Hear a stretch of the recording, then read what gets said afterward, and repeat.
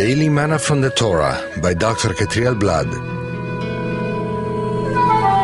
Shalom everyone, we've come to the first aliyah of Parasha VaYeshev, and he settled.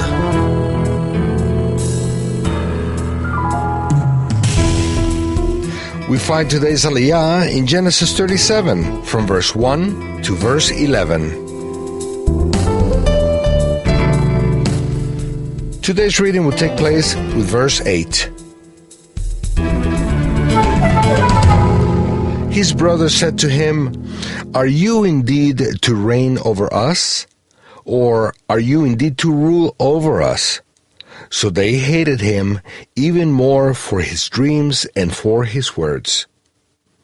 Why so much struggle between siblings? Children are a reflection of their parents. All the good and the bad are transmitted from parents to their children. This transmission is biological, physiological, and spiritual.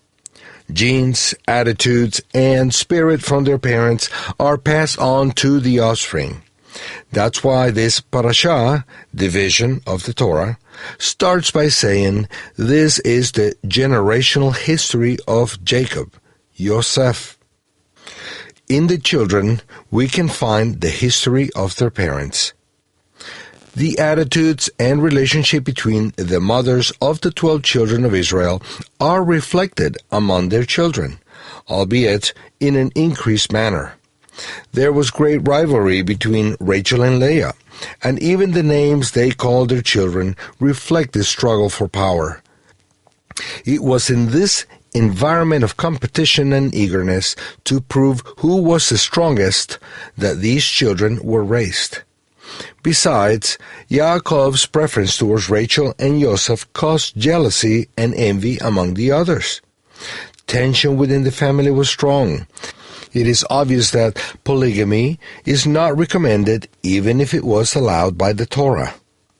When parents see faults in their children, they shouldn't blame them for it, but check their own lives and ask the Eternal for forgiveness for those things that displease Him that they passed on to their children. If parents become free from these shortcomings in their attitudes and behavior, children will be more able to be set free from these things, especially if they keep a close relationship with their parents. We don't know Yosef's motivation for telling the others his dreams. If he did it because of that spirit of constant competition that was upon them all, or if it was simply because his dreams, which came from heaven, had such an impact on him that he had to tell somebody.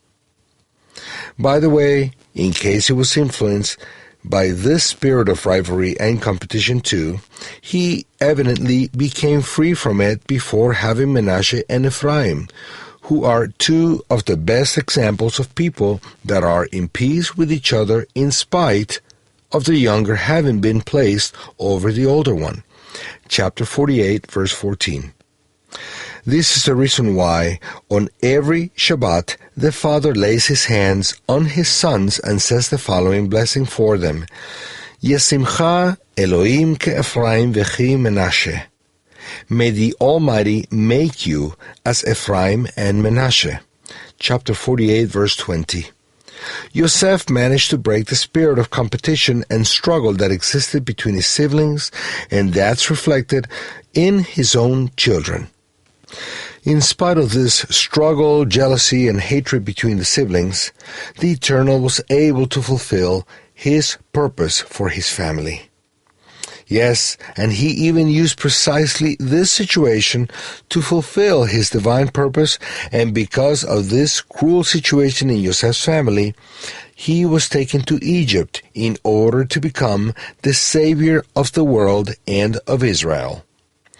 The Eternal is great enough to use the effects of our Yetzer Hara, bad inclination, to fulfill His will on earth. Baruch Hu u'Baruch Shemo. Blessed be He, and blessed be His name. May the Eternal help us pass on only what pleases Him onto our children. Shavua Tov.